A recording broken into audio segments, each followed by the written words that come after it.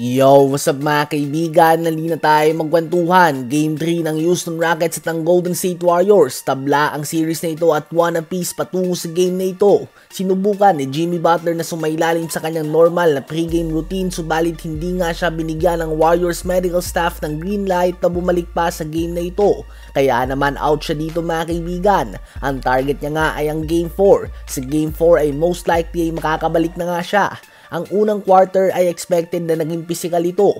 Both teams ay below 35% ng shooting sa field, subalit 13 points na nga kagad si Fred VanVleet. Matapos ang 3 points ito ni Jalen Green over Draymond ay nabaon nga ng Houston Rockets ang 22-18 lead sa dulo ng unang quarter.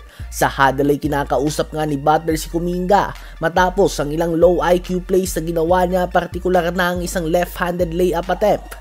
Sa 7-minute stretch nga ay 3 puntos lamang nagawa ng Warriors, kaya naman nakabuo ng double-digit lead ang Houston Rockets sa second quarter.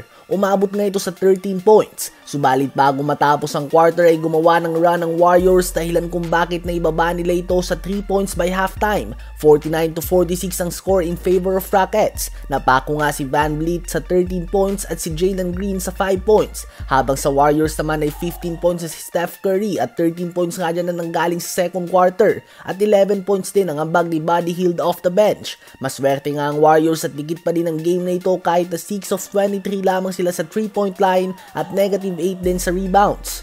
Sa third quarter naman ay nakuha nga ng Warriors ang momentum matapos na gumawa ng mga adjustments noong halftime. Nagiinit na din nga si Curry at pinapangunahan niya ang opensa na ito ngayong out si Jimmy Butler. Nagtala siya ng 12 points sa quarter na ito.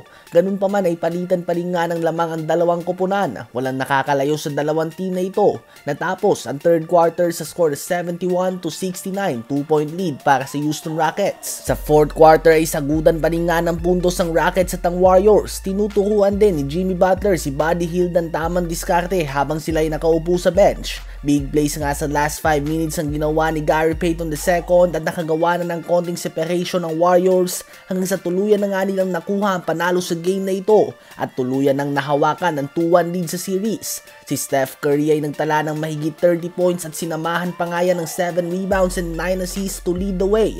Ngayon nga ay hawak na ng Golden State Warriors ang 2-1 series lead at may pagkakataon sila na umabante sa 3-1 lead sa Game 4 na gagawin pa sa kanilang sariling court at inaasahan na din ang pagbabalik ni Jimmy Butler sa game na ito. Bukod nga kay Curry ay malaki din naging tulong mga kaibigan nila Gary Payton II at Buddy Hield mula sa bench. Ano ba masasabi nyo tungkol dito? I-comment yan sa baba at aking babasahin yan. Huwag kakalimutan na mag-like, mag-subscribe at i-hit ang notification bell for more updates at kwentuhan. Maraming salamat po sa inyong lahat.